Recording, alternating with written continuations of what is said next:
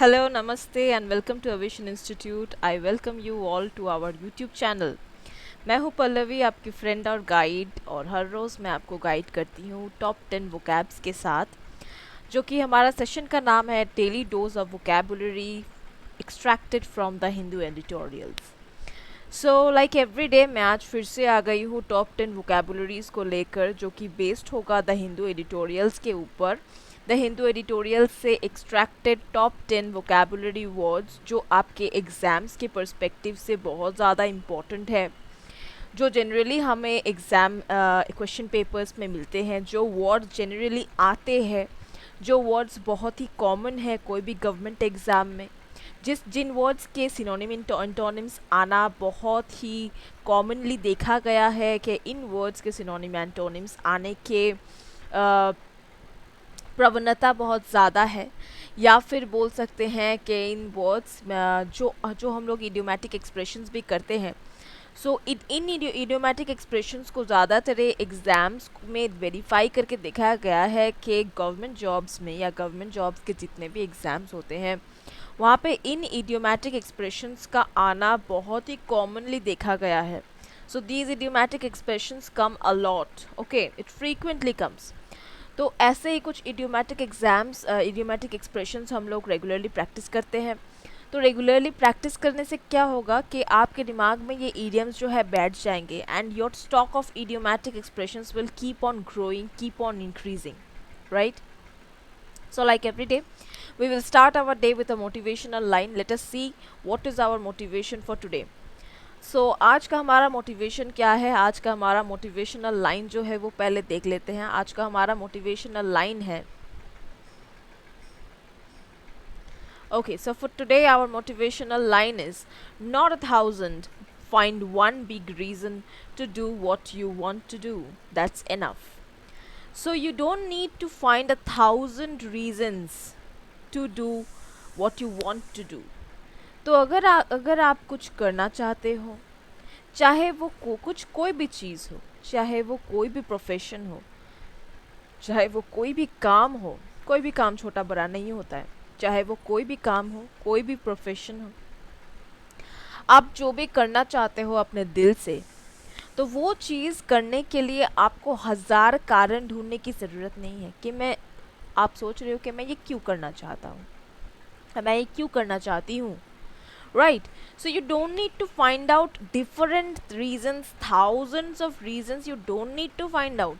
आपको बस एक ही रीज़न चाहिए कि मुझे ये चीज़ क्यों करना है। तो अगर आपने ये एक कारण ढूंढ लिया कि मुझे ये क्यों करना है, तो बस आप उस लक्ष्य तक पहुंच जाओगे। You will succeed in that dream, so your dream will become successful. अगर आपको वो एक कारण मिल जाता है, ओके, सो सोचिए कि आपको कोई बड़ा आदमी बनना है। So if you want to become a big government official, अगर आपको कोई बड़ा गवर्नमेंट का पोस्ट चाहिए, कोई बड़ा गवर्नमेंट का जॉब चाहिए, लाइक एवरी एस्पिरेंट जो गवर्नमेंट एग्ज़ाम की प्रिपरेशन करता हो, उसको तो यही चाहिए कि मुझे एक अच्छे पोस्ट में नौकरी चाहिए, मिले। तो वो लोग जो लोग ट्राई करते हैं, उन लोगों को क्या मोटिवेट करता है? ज़रूर उनका कोई मोटिव होगा, उनका कोई एम होगा कि वो लोग ऐसे इतना हार्ड वर्क करते हैं अपने लक्ष्य तक पहुंचने के लिए। या उन लोगों के बारे में सोच लीजिए कि जो लोग क्रैक करते हैं, okay, so they have a strong motivation for something.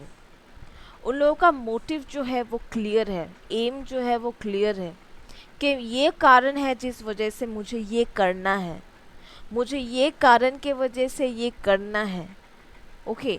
So you don't need to find out thousands of reasons, हज़ार कारण आपको ढूंढने की कोई ज़रूरत नहीं। तो क्योंकि आप सोचेंगे कि एक ही रीज़न है कि मुझे ये चीज़ करना है, मैं और रीज़न ढूंढता हूँ। नो, नॉट नीडेड, ज़रूरत ही नहीं है आपको हज़ार कारण ढूंढने का, ओके। एक ही कारण ज़बरदस्त होना चाहिए कि मुझे ये करना है, बस ये करना है इसी कारण के लिए, okay, and that will give you motivation. अगर आपका लक्ष्य एक तरफ हो तब भी आपको मोटिवेशन मिलेगा। अगर आप 1000 कारण के बारे में सोचोगे तो आप कंफ्यूज हो जाओगे, तो आपको मोटिवेशन कहीं से भी नहीं मिलेगा। So you keep your resources limited. Okay, तो ये वर्ड जो है, ये भाषा जो है, ये हर एक जगह पे काम आता है कि keep your resources limited. Okay, तो वैसे ही अपने कारण को भी लिमिटेड रखिए। जब भी आप ऐसा देखोगे कि आप आप डीमोटिवेट हो रहे हो, आप में से एनर्जी लॉस हो रहा है, थिंक अबाउट दैट रीज़न। उस रीज़न के बारे में सोचिए जिस रीज़न की वजह से आपने ये प्रिपरेशन स्टार्ट किया था। आपने सोचा था कि मुझे इस पोस्ट पे जाना है, मुझे ये पोस्ट चाहिए, मुझे इस लेवल पे जाना है। So think about that reason, then you will automatically be motivated once again. All right, guys. So with this motivation for today, let us start our session. Let us see what is our first vocab for today. Our first vocab for today is autonomous.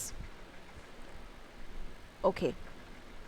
Autonomous जो है ये खुद एक adjective है जिसका meaning होता है in English, इस जिसका मीनिंग होता है independent and having the power to make your own decisions.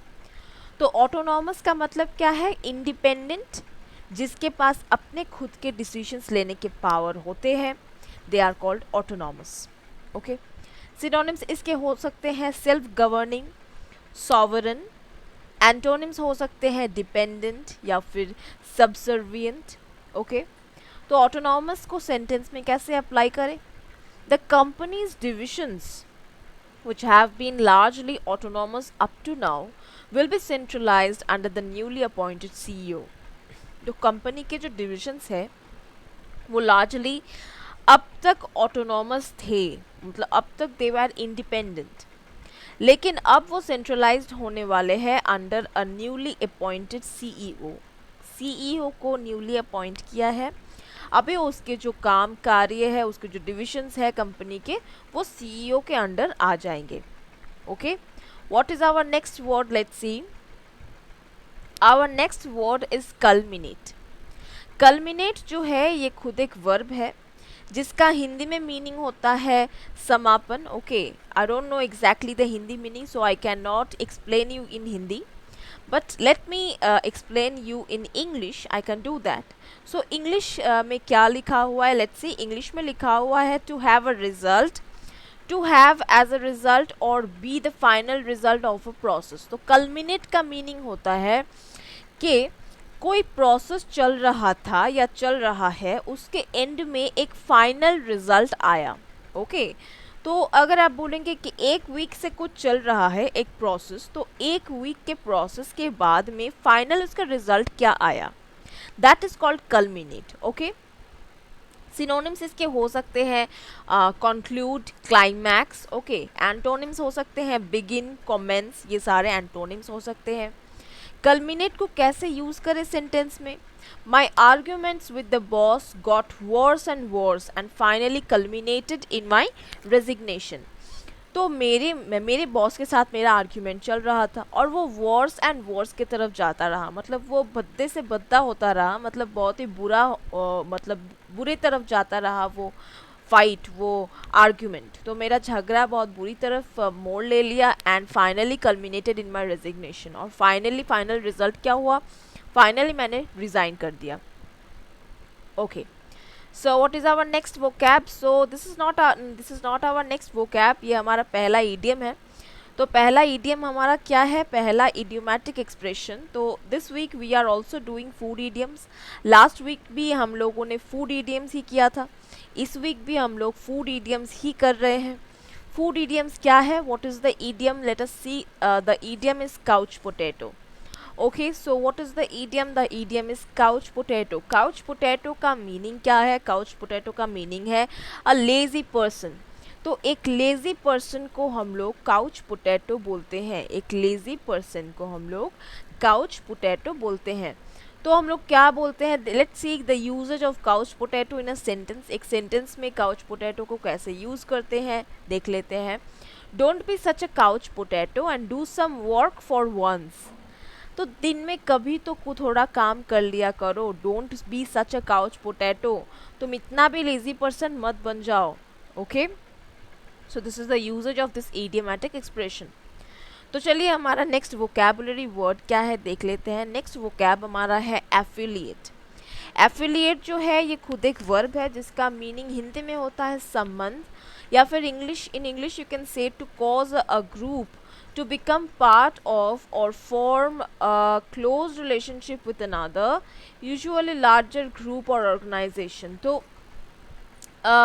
जैसे कि एक ग्रुप बनाना, ओके, या फिर एक ग्रुप का पार्ट हो जाना, form a close relationship with another. तो एक दूसरे के साथ कोई क्लोज रिलेशनशिप बनाना, यूजुअली लार्जर ग्रुप और ऑर्गेनाइजेशन. तो यूजुअली कोई बड़ा ग्रुप या ऑर्गेनाइजेशन को जनरली हम लोग एफिलिएशन देते हैं या फिर एफिलिएट करते हैं. Okay, so what are the synonyms? Let's see. Synonyms can be partner, associate. Okay, antonyms हो सकते हैं enemy. तो एफिलिएट को सेंटेंस में कैसे अप्लाई करें? The school is affiliated with a national association of driving schools. तो स्कूल, इस स्कूल को एफिलिएशन मिल चुका है, इस स्कूल को एफिलिएटेड, ये स्कूल एफिलिएटेड हो चुका है with the national association of driving school. ये national association of driving schools ने इस स्कूल को एफिलिएशन दिया है. Okay, next is what? Our next vocab is malice. Malice जो है ये एक नाउन है जिसका मीनिंग होता है द्वेष, या फिर in English you can say the wish to harm और अपसेट अदर पीपल. तो किसी और इंसान को, किसी और को हार्म करने की इच्छा रखना या फिर हार्म करने की कोशिश करना, या फिर दुख पहुंचाने की कोशिश करना, चाहते हैं कि दूसरे लोग दुखी हो जाए. Okay, that is called malice. Okay, मतलब इंटेंशन को मैलिस कहा जा रहा है, राइट? तो सिनोनिम्स इसके क्या हो सकते हैं? Animosity, bitterness. एंटोनिम्स इसके हो सकते हैं लव, लाइकिंग. ये सारे एंटोनिम्स हो सकते हैं. अब मैलिस को कैसे सेंटेंस में यूज करें?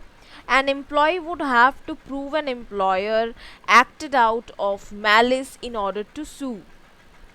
तो an employee would have to prove an employer acted out of malice. तो एम्प्लॉय को प्रूव करना पड़ेगा कि एम्प्लॉयर ने acted out of malice in order to sue. Employer ने अगर एम्प्लॉय को सू किया है, मतलब उसको कोई कारण से उसको निकाल दिया है नौकरी से, तो एम्प्लॉय को पहले प्रूव करना पड़ेगा. अगर आप कोई लीगल एक्शन लेना चाहते हो तो एम्प्लॉय को प्रूव करना पड़ेगा कि एम्प्लॉयर ने आउट ऑफ मैलिस, मतलब खराब इंटेंशन से कोई काम किया है, राइट? खराब इंटेंशन से उसको निकाला गया है, इलीगली उसको निकाला गया है. Okay, so you need to prove malice, right? Next, what is our next vocab? Our next vocab is scrunch. Scrunch जो है ये एक वर्ब है जिसका मीनिंग हिंदी में होता है कुचलना. In English you can say to make something of और yourself smaller to fit into a small space. तो स्क्रंच के लिए आप बोल सकते हैं कि, समझ सकते हैं ऐसे कि to make yourself smaller to fit into a small space. तो तुम स्क्रंच हो जाओ, मतलब एक छोटे से स्पेस में घुसने के लिए हम अपने आप को थोड़ा इधर उधर कर लेते हैं, थोड़ा स्मॉल बना लेते हैं. ओके, झुक जाते हैं, या फिर we take our hands and legs together. Okay, so that is called scrunch, so that we can fit into a small space. Okay, synonyms इसके हो सकते हैं compress या फिर crunch. antonyms इसके हो सकते हैं expand या फिर uncompress. तो scrunch को कैसे सेंटेंस में अप्लाई करें? The cat was hiding scrunched up under the sofa. तो कैट जो था, बिल्ली जो था, वो छुप रहा था scrunched up under the sofa. तो सोफा के नीचे उसको फिट होने के लिए स्क्रंच्ड अप होना पड़ेगा, मतलब सोफ़ा जो है, सोफ़ा के नीचे जाने के लिए उसको बहुत ज़्यादा ऐसे जाना पड़ेगा. Okay, so you will have to, it will have to struggle under the sofa. तो उसने स्क्रंच अप किया, मतलब अपने बॉडी को थोड़ा इधर उधर किया, मतलब छोटा किया, नीचे किया, दाएं बाएं किया. Okay, and then it went into the under the sofa. Okay, so what is our next word? Let's see. Our next vocab is torment. Torment जो है ये खुद एक नाउन है जिसका मीनिंग होता है हिंदी में यातना, या फिर इन इंग्लिश यू कैन से सीवियर फिजिकल और मेंटल सफरिंग। तो बहुत ही ज़्यादा फिजिकल और मेंटल सफरिंग, मतलब मेंटली सफ़र करना और या फिर फिजिकली भी सफ़र करना, इसका मीनिंग होता है टॉर्मेंट। सिनोनिम्स इसके हो सकते हैं सफरिंग, टॉर्चर, पेन, एंग्विश, ये सारे सिनोनिम्स इसके हो सकते हैं। एंटोनिम्स हो सकते हैं प्लेजर या फिर जॉय। टॉर्मेंट को सेंटेंस में कैसे अप्लाई करें? Every day when he got on the bus the bully began to torment the quiet child. तो जब भी every day when he got on the bus, तो जब भी हर दिन जब वो बस पे चढ़ता था, the bully began to torment the quiet child, तो वो बहुत क्वाइट सा चाइल्ड था, वो बहुत क्वाइट सा लड़का था, राइट। लेकिन the bully began to torment, तो बुली मतलब तो शायद एक ग्रुप या गैंग था। They began to torment the quiet child, they began to torture him. वो लोग उसको फिजिकली मेंटली टॉर्चर करते थे, सफ़र करते थे, पोक करते थे। Okay, so they use to poke him, right. तो वो लोग उसको टॉर्मेंट करते थे। Okay, so what is our next idiomatic expression? Let's see what is our next idiom. Our next idiom is again a food idiom. फिर से ये food idiom है. What is the idiom? Cream of the crop. Cream of the crop. What is the idiom? The idiom is cream of the crop. तो cream of the crop का meaning क्या है? Cream of the crop का meaning है the best. तो the best को हम लोग क्रीम ऑफ द क्रॉप कहते हैं। This is an idiomatic expression जिससे हम लोग द बेस्ट को समझाते हैं। तो क्रीम ऑफ द क्रॉप को सेंटेंस में कैसे अप्लाई करें? The team has the cream of the crop players, they will probably win the cup soon. तो इस टीम के पास बेस्ट प्लेयर्स हैं, वो लोग जल्दी कप जीत जाएंगे, ऐसा हम आशा करते हैं। Okay, so the best players, अगर हम इडियोमैटिक एक्सप्रेशन से इसको रिप्लेस करें तो क्या बोलेंगे? The team has the cream of the cup players, cream of the crop players, okay, not cup, cream of the crop players मतलब the best players. Alright, so this is the explanation. Let us see what is our next vocab. Our next vocab is venerate. वेनिरेट जो है ये खुद एक verb है जिसका meaning Hindi में होता है आदर करना, इंग्लिश में होता है regard with great respect and review.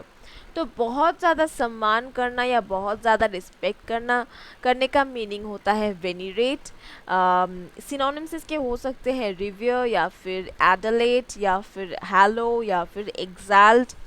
Antonyms इसके हो सकते हैं despise. Okay, so how to use venerate in a sentence? Many people attend church services to venerate God.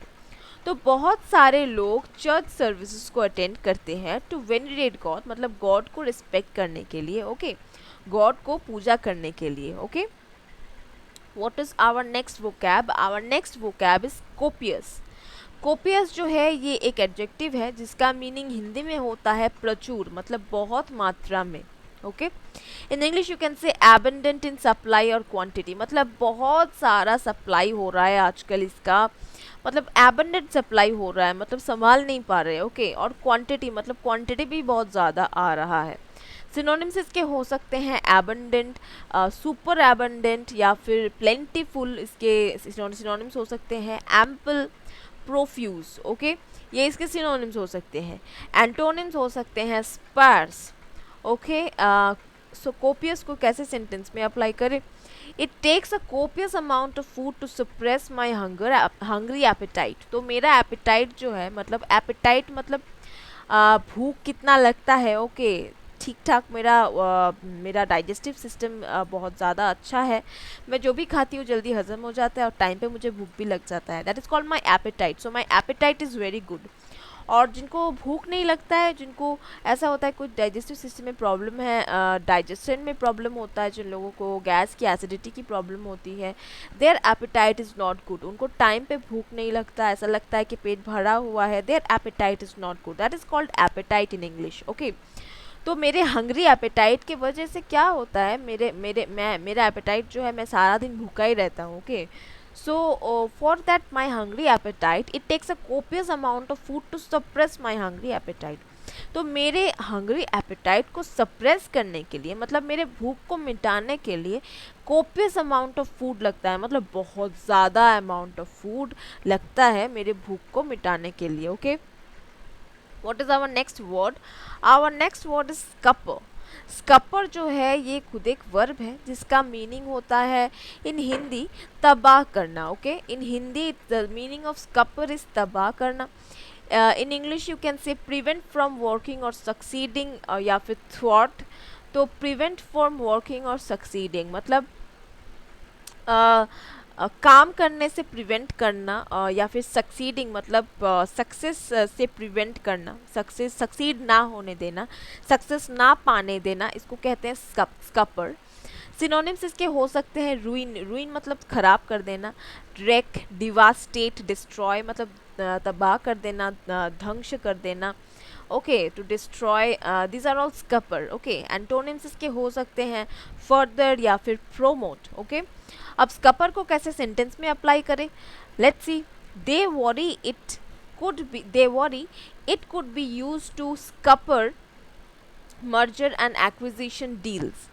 तो वो लोग वरी कर रहे हैं, मतलब वो लोग चिंता कर रहे हैं कि इसको यूज़ किया जा सकता है टू स्कपर मतलब डिस्ट्रॉय करने के लिए मर्जर एंड एक्विजिशन डील्स. तो मर्जर एंड एक्विजिशन डील्स को डिस्ट्रॉय करने के लिए इसको यूज़ किया जा सकता है.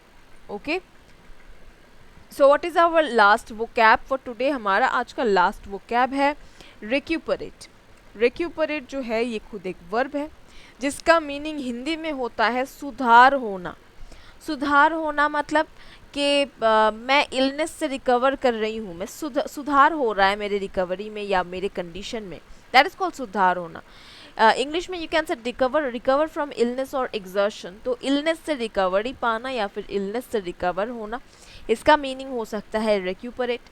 सिनोनिम्स इसके हो सकते हैं रिकवर या फिर कॉन्वैलेंस या फिर मेंड या फिर रिवाइव. ओके, ये सारे इसके सिनोनिम्स हो सकते हैं. एंटोनिम्स हो सकते हैं डिटेरियरेट या फिर वर्सन. एंटोनिम्स इसके ऐसे हो सकते हैं. अब रिक्यूपरेट को सेंटेंस में कैसे अप्लाई करें?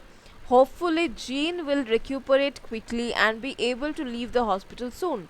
तो होपफुली आशा करते हैं कि जीन जल्दी ठीक हो जाएगा, जल्दी वो रिकवर कर लेगा and be able to leave the hospital soon, और वो हॉस्पिटल छोड़ने के लिए जल्दी रिकवर कर लेगा या फिर तैयार हो जाएगा. Okay, so what is our last idiomatic expression? Let's see हमारा आज का लास्ट ईडियम क्या है. हमारा आज का लास्ट ईडियम है एक फूड ईडियम है ये भी. So this week we are doing food idioms. So what is it? Cry over spilled milk. तो cry over spilled milk का मीनिंग क्या है? मतलब spilled milk, the milk which is spilled, उसके ऊपर रोना, उसका मीनिंग क्या होता है? Get upset over something insignificant or about something irreversible. तो ऐसे किसी चीज़ को लेकर अपसेट हो जाना जो इनसिग्निफिकेंट है, मतलब जो इनसिग्निफिकेंट मतलब इतना इम्पोर्टेंस नहीं है जिसका, या फिर समथिंग इरिवर्सिबल. मतलब इरिवर्सिबल का मतलब है जिसको हम, जो हो चुका है तो उसको हम फिर से पहले की तरह तो नहीं कर सकते, जो हो गया सो हो गया है ना. तो दैट इज़ कॉल्ड इरिवर्सिबल, जिसको रिवर्स नहीं कर सकते, दैट इज़ कॉल्ड इरिवर्सिबल. अगर कुछ हो गया है तो उस अगर सोचिए कि कोई चीज़ टूट गया है तो उसको क्या आप पहले के जैसे बना सकते हैं? ओरिजिनल नहीं बना सकते. अगर आप जोड़ भी उसको देंगे तो वो वैसे गम से चिपका ही रहेगा, फिर से थोड़ी वो नया बन जाएगा. So that is called irreversible, उसको आप रिवर्स नहीं कर सकते फिर से. दैट इज़, तो ऐसे किसी चीज़ के ऊपर अपसेट हो जाना जिसको हम लोग रिवर्स नहीं कर सकते, जो हमारे हाथ के बाहर है, जो हम जिसको रिवर्स नहीं कर सकते. ओके, हम तो भगवान नहीं हैं, तो हम जो हमारे जीवन में इतना इम्पोर्टेंस नहीं है जिस बात का, उस बात को लेकर हम अपसेट होकर बैठे हुए हैं. That is called cry over spilled milk. Okay, तो इसका यूजेज देख लेते हैं कि सेंटेंस में कैसे इसको यूज़ कर सकते हैं. I know you forgot your phone. मुझे पता है कि तुम अपना फ़ोन भूल के आई हो घर पे. But there is no need to cry over spilled milk. तो इस चीज़ को लेकर ज़्यादा अपसेट होने की कोई ज़रूरत नहीं है। No need to cry over spilt milk, मतलब इस चीज़ को लेकर इतना अपसेट होने की कोई ज़रूरत नहीं है। You can live without it for an hour. तुम उसके अलावा मतलब फ़ोन को छोड़कर तुम 1 घंटा रह लोगी।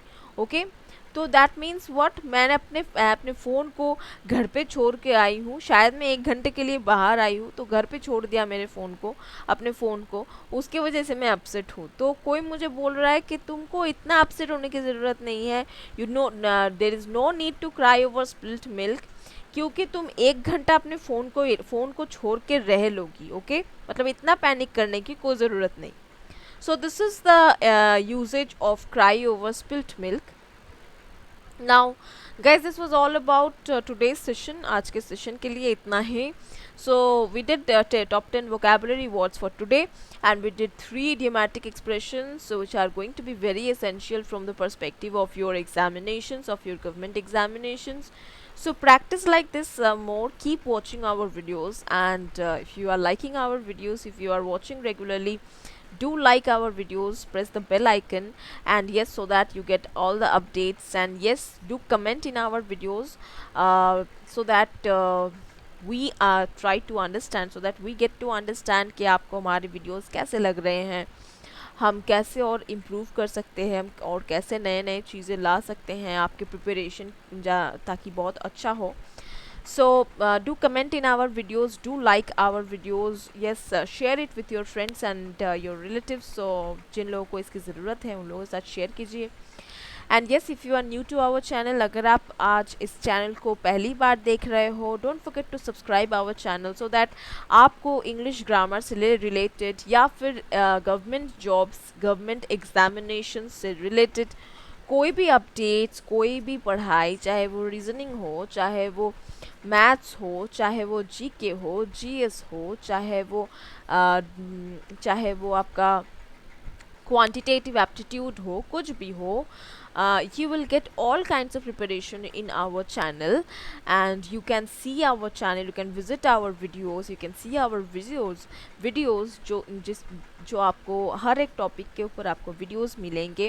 And I am there to bring to you vocabularies, I am there to bring to you idiomatic expressions, I bring to you English, so I see your English portion। and yes, if you are new to our channel, subscribe to our channel ताकि ऐसे exam से related, ऐसे पढ़ाई से related आपको videos जो है आते रहे, आपको नोटिफिकेशंस मिलते रहे। And this was all for today. See you guys, see you on the next day. Thank you, thanks for watching.